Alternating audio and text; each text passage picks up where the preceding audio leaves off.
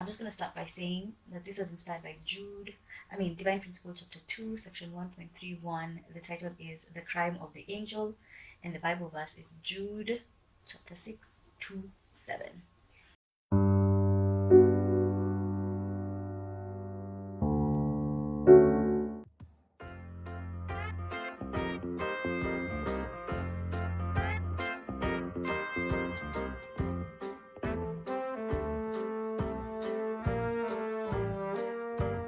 So, t-shirts, 200. Wow. Pants, 150. And shoes, I still recycle. Yeah, obviously, to take. Yeah. Oh, and this was 300. Yeah. For more?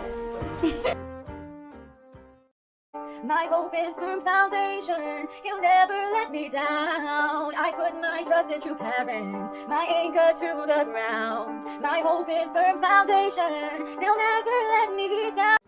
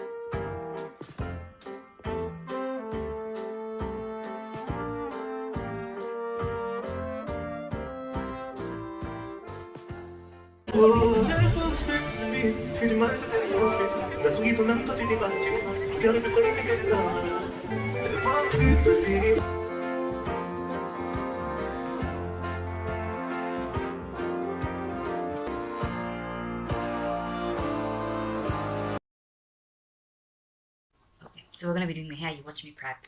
I have less than 2 hours to figure out what I'm going to do with this hair because I personally have absolutely no idea. So we'll just see how it all turns out, ends up, whatever.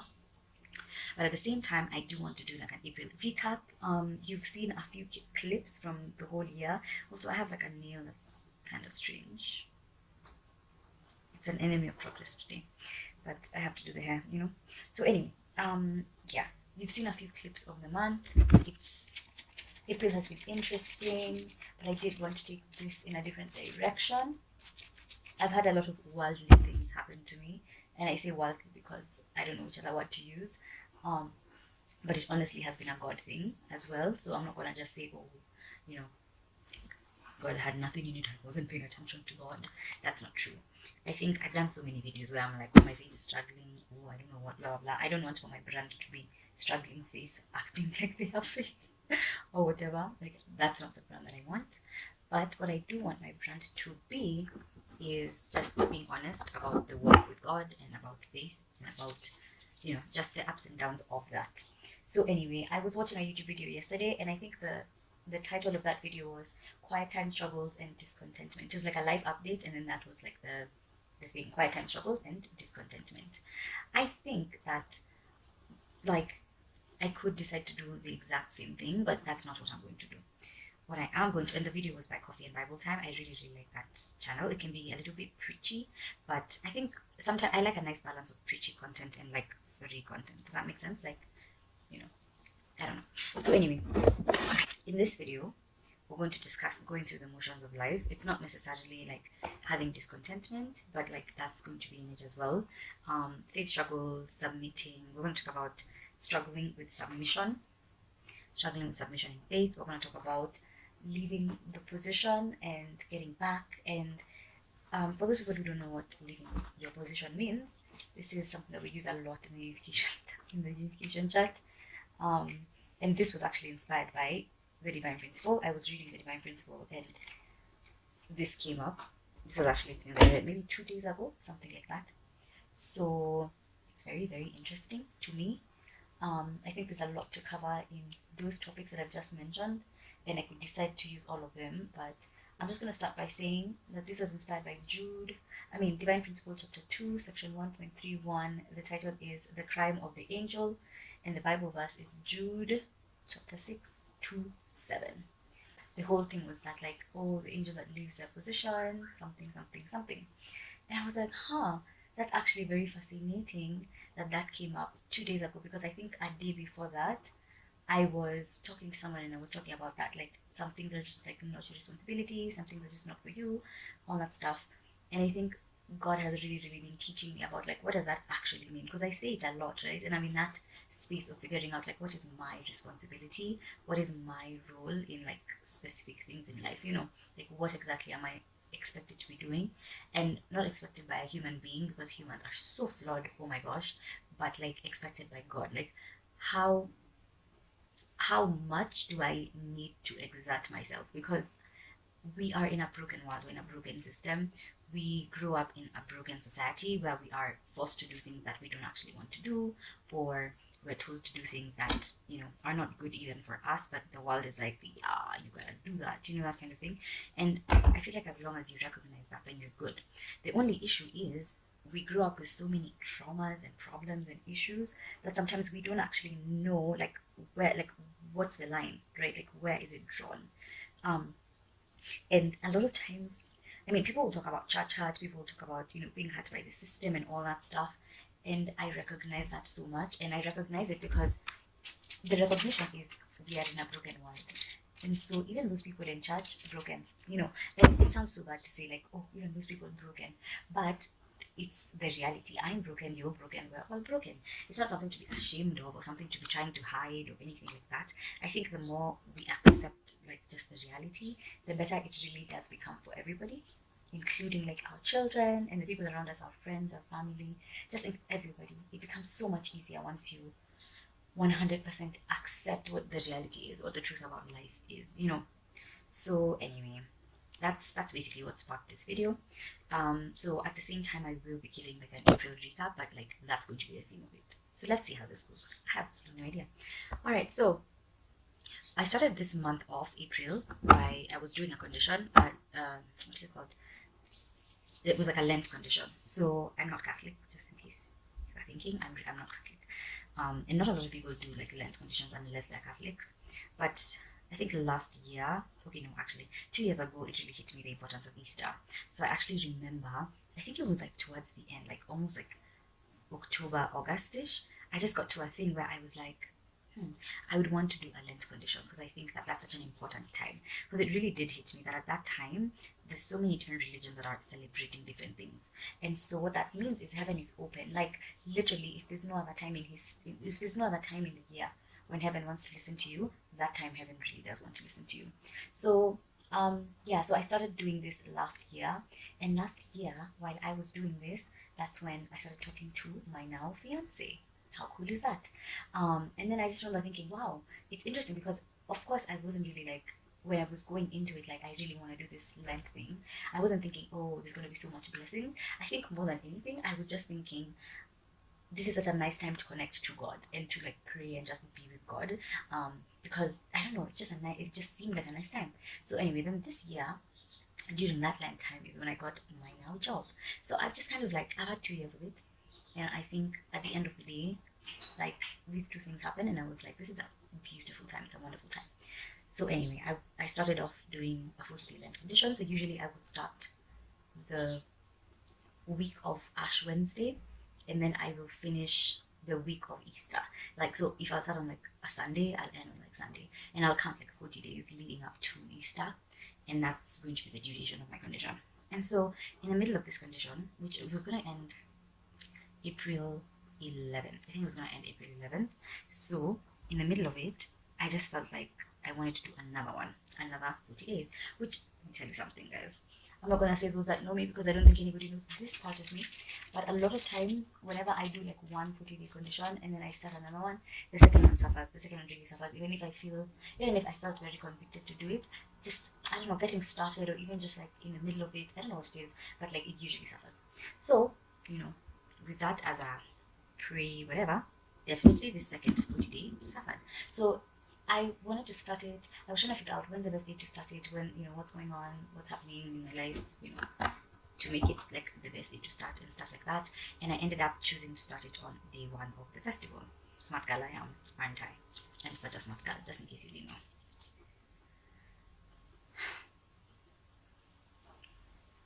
know.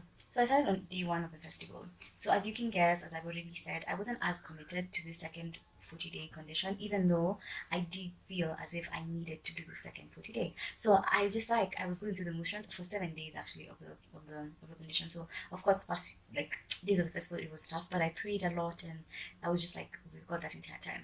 And then the festival finished and I was completely immobilized. Like let me tell you, I was sleeping like guys, I don't even know what to say, but like really I've slept through the entire week. Rightfully so because guys, like really there was a lot going on. But in terms of the condition, I wasn't as committed. So I had a meeting on Friday, and wow, did God use that to just speak to me, you know? So in the meeting, um, I was being explained to. I don't like naming people's names, not because I don't like the people, but because I just don't know levels of privacy and stuff like that. So I don't want to just be out here saying, oh, you know, this guy, he's, like, you know, whatever. Anyway, so I had a meeting, and something that was so interesting is I was being called out at that meeting, like fully called out. Like God was like, sis, let us call you out. And I wasn't offended by it because I think that in a way I actually really needed it because it's interesting because I don't like being strict. I think I have two personalities. Either I'm like extremely strict or I'm extremely laid back. There's no in between. And when I'm laid back, I'm just way too laid back. It's not like I'm way too laid back. Not a good thing.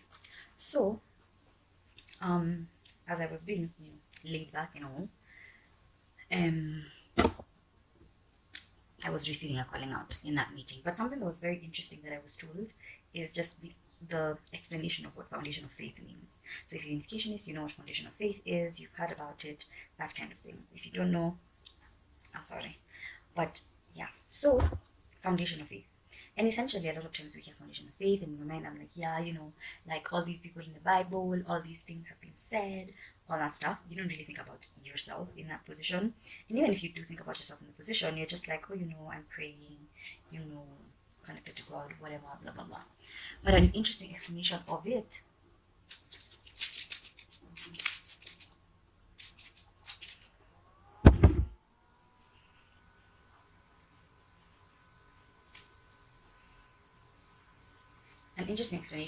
is that foundation of faith is actually you creating a foundation for God to trust you.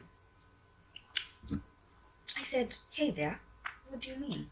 You know, but at the end of the day, that was such a powerful thing because so many times whenever we think about faith and we think about like connecting to God, being with God, all that stuff, we don't really think about like, oh, like this is my condition to like for God to trust me. It's just like, oh, I'm praying for this thing, and I think that when I pray for this thing like this, then it'll be answered, or God will see my sincere heart, or whatever it is.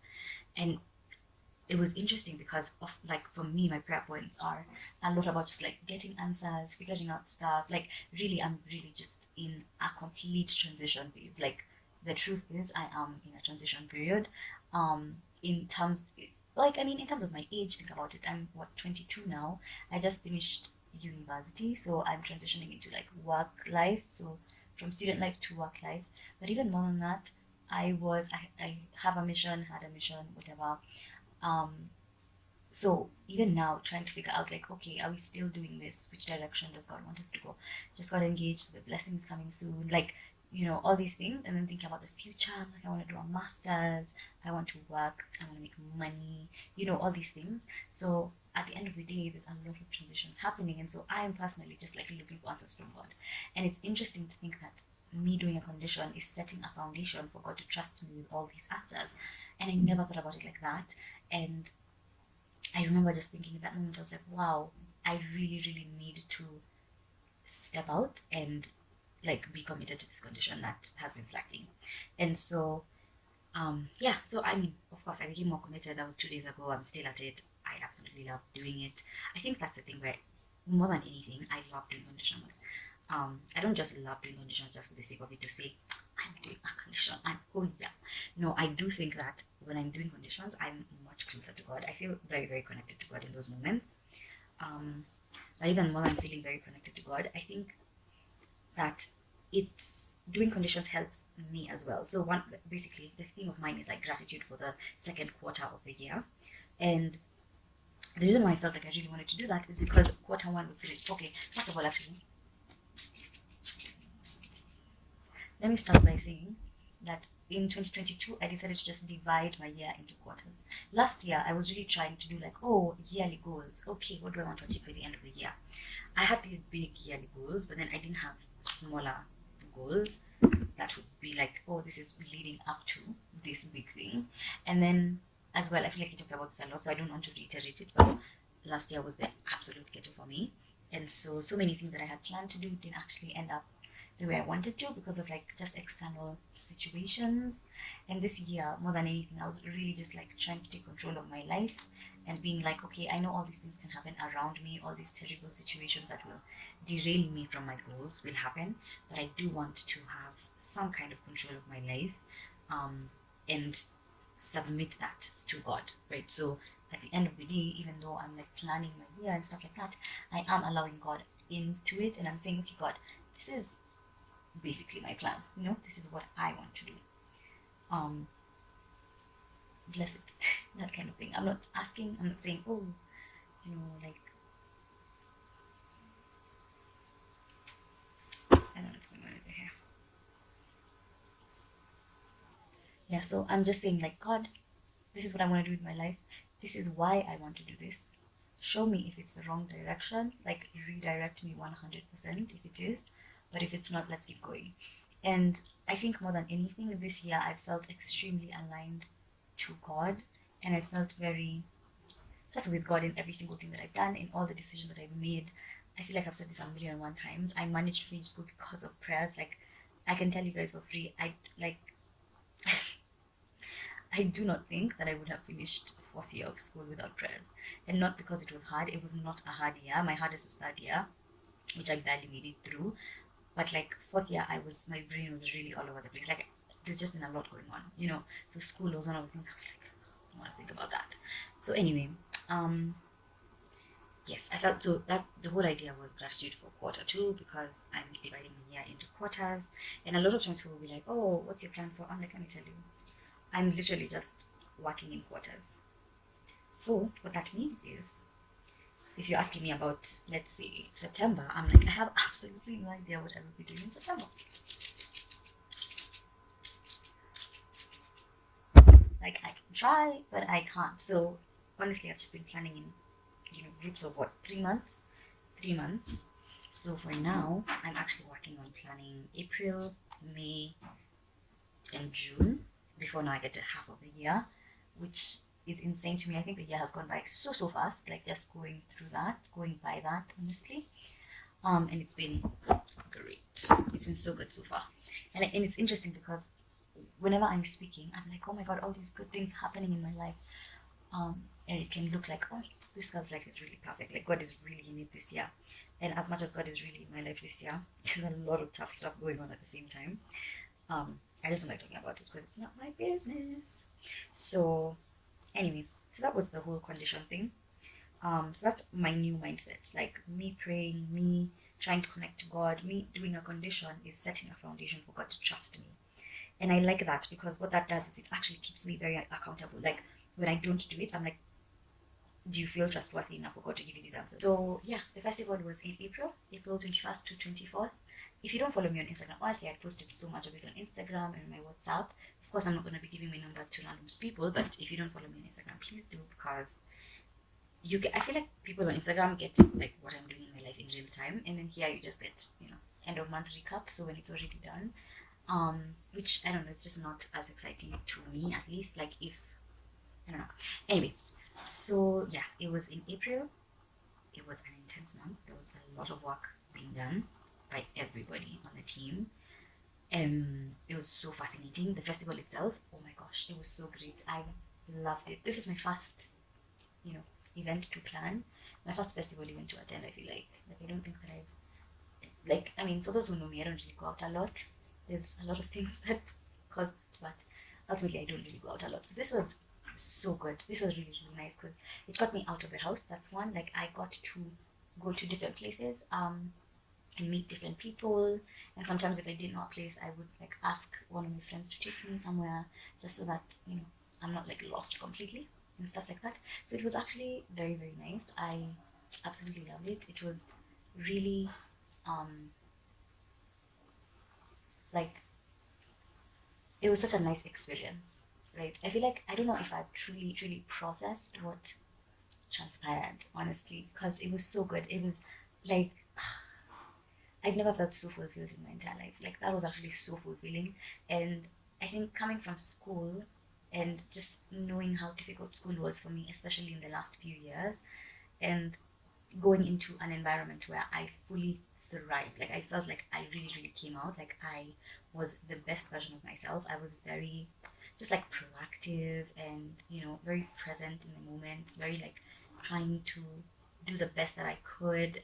I was having so much fun, and it was books and arts. I love books. Like, wow, I really love books and stuff like that. So it was so good. Like, so much fun. It was so much fun. I don't know if people say that like work is fun, but for me, I had a blast. I had a real blast there actually. I do not regret anything at all. Of course, there's places in my character that I've learned so much. I'm like, wow, there's this thing about me and this thing about me that has been very interesting. But at the end of the day, I don't know. I just feel like I benefited so much from that experience. Like, I don't think anything has ever grown me as much as this thing, but as much as like planning this festival did.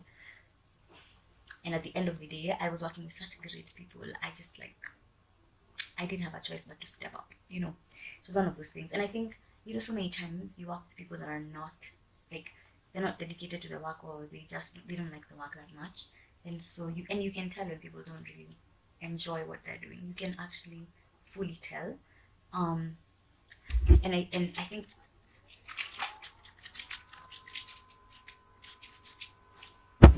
I had been surrounded by that kind of energy for quite a bit of time, where like you can tell that people like there's just not enjoying the job. And there's people who do enjoy it, and there's other people that just drain your energy.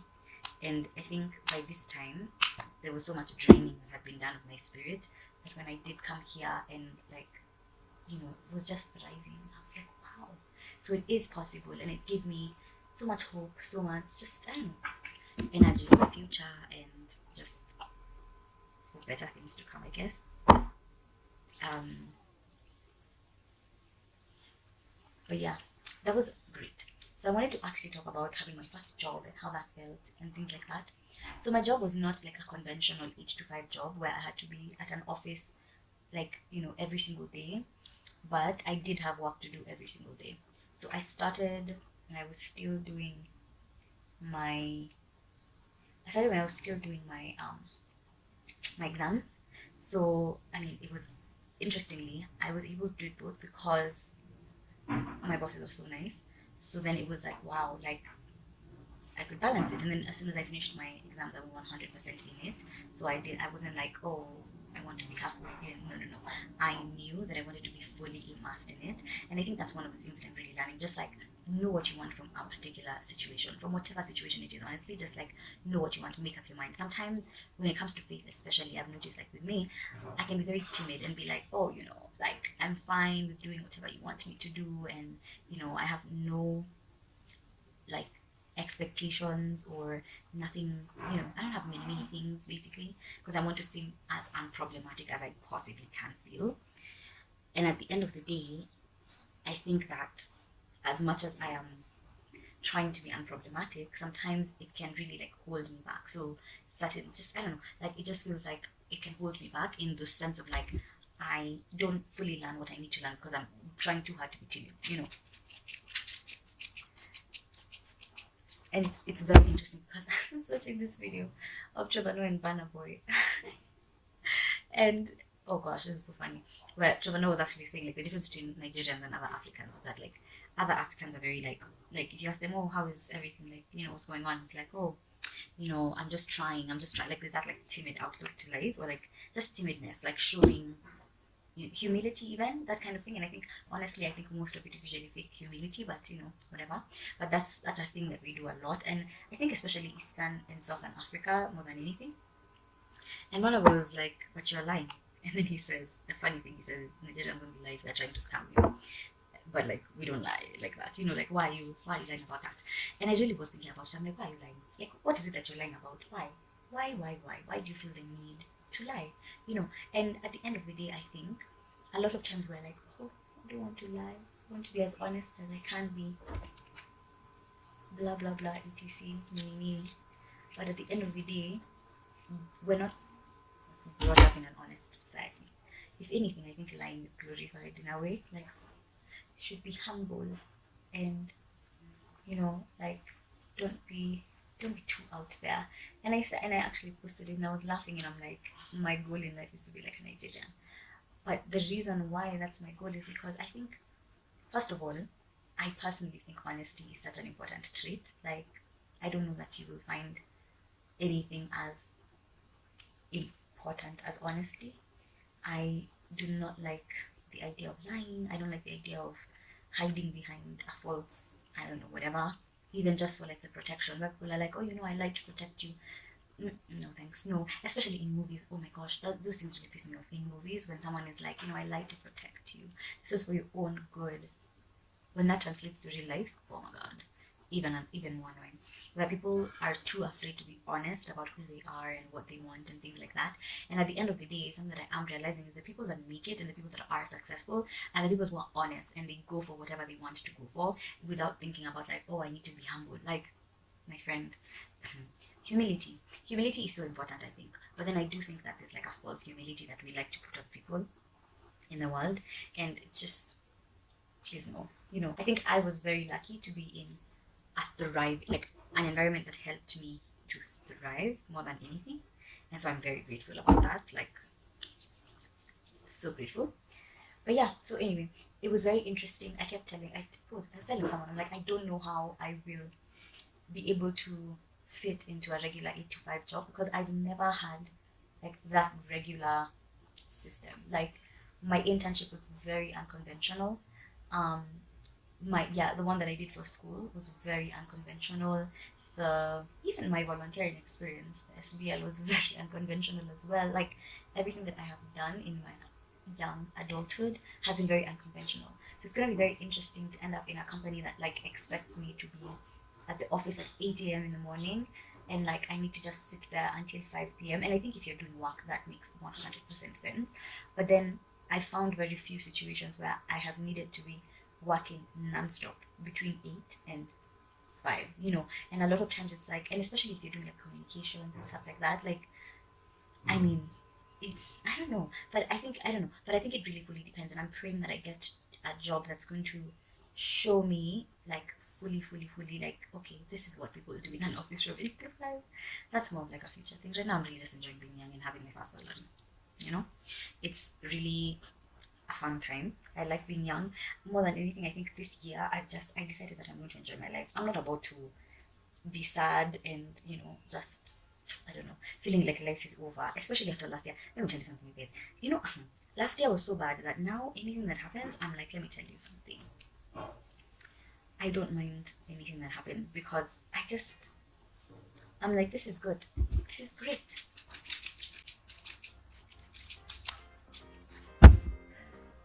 Okay, I have 1 hour to go before I for sure need to be done with this hair. And I feel like I've done quite a bit, right? Like half the head already. So I think, and that has been what, 15, that has been what, like 45 minutes, maybe even 40 minutes. So I'm doing quite well. I like that you're keeping me company. It's been very fun. But I want to try and finish it and then I'll come and finish it.